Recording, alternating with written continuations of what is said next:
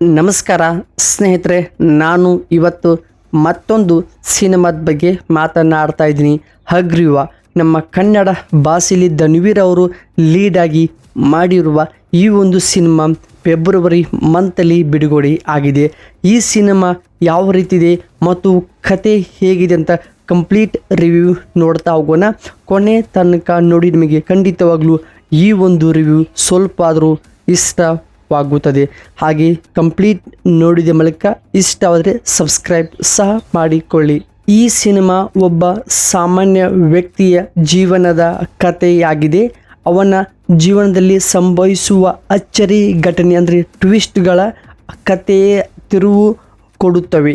ಮೊದಲ ಭಾಗದಲ್ಲಿ ಈ ಸಿನಿಮಾದ ಕತೆ ನಿಧಾನವಾಗಿ ಸಾಗುತ್ತದೆ, ಆದರೆ ಕತೆ ಗಟ್ಟಿಯಾಗಿಯೇ ಸ್ಟಾರ್ಟ್ ಆಗುತ್ತದೆ. ಪಾತ್ರಗಳ ಪರಿಚಯ, ಸಿನಿಮ್ಯಾಟಿಕ್ ವರ್ಕ್, ಸ್ಕ್ರೀನ್ ಪ್ಲೇ, ಕತೆ ಹೇಳುವಂಥ ರೀತಿ ತುಂಬ ಚೆನ್ನಾಗಿದೆ.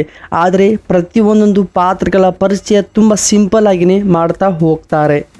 ಆದರೆ ಕತೆ ಪ್ರಮುಖವಾಗಿ ಸ್ಟಾರ್ಟ್ ಆಗೋದು ಸೆಕೆಂಡ್ ಹಾಫ್ನಲ್ಲಿ.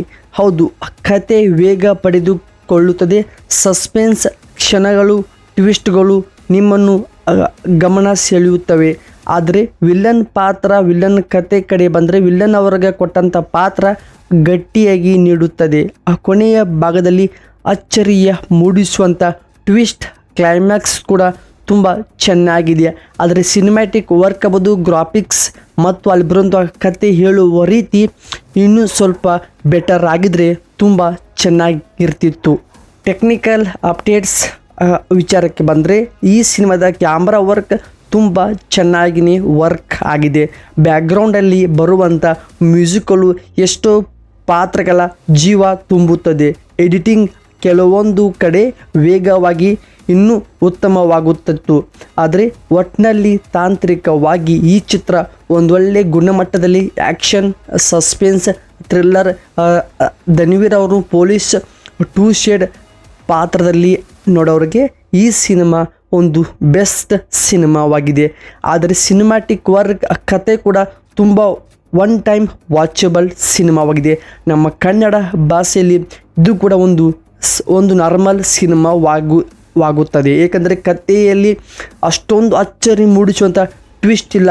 ಒಂದು ಸಿನಿಮಾಗೆ ಬೇಕಾಗುವಂಥ ಎಲ್ಲ points, cinematic work, songs, climax, ಆ ಕತೆ ಸ್ಟಾರ್ಟಿಂಗಲ್ಲಿ ಪಾತ್ರಗಳ ಪರಿಚಯ ತುಂಬ ಚೆನ್ನಾಗಿಯೇ ಒನ್ ಟೈಮ್ ವಾಚಬಲ್ ಸಿನಿಮಾ ಇದು ಆಗಿದೆ. ಒಟ್ಟಿನಲ್ಲಿ ಈ ಸಿನಿಮಾ ಹಗ್ರೀವ ಒಂದು ಒಳ್ಳೆ ಎಮೋಷನಲ್, ಸಸ್ಪೆನ್ಸ್, ಆ್ಯಕ್ಷನ್ ಸಿನಿಮಾವಾಗಿದೆ. ಈ ಕತೆ ಇಷ್ಟಪಡೋರಿಗೆ ಖಂಡಿತವಾಗ್ಲೂ ನಿಮಗೆ ಈ ಸಿನಿಮಾ ಇಷ್ಟವಾಗುತ್ತದೆ. ಹಾಗೆ ನಿಮಗೆ ಈ ಒಂದು ನನ್ನ ಮೂವಿ ರಿವ್ಯೂ ಏನಾದರೂ ಚೂರಾದರೂ ಇಷ್ಟವಾಗಿದ್ದರೆ ಸಬ್ಸ್ಕ್ರೈಬ್ ಮಾಡಿಕೊಳ್ಳಿ. ಹಾಗೆ ಚಾನಲ್ಗೆ ಸಬ್ಸ್ಕ್ರೈಬ್ ಮಾಡೋದು ಮರಿಬೇಡಿ. Thank you for watching. ಮತ್ತೆ ಸಿಗೋಣ ಬೇರೆ ಒಂದು ಡಿಫ್ರೆಂಟ್ ಯೂನಿಕ್ ಕಂಟೆಂಟ್ ದೊಂದಿಗೆ. ಕಾಯ್ತಾರಿ. ನಮಸ್ಕಾರ.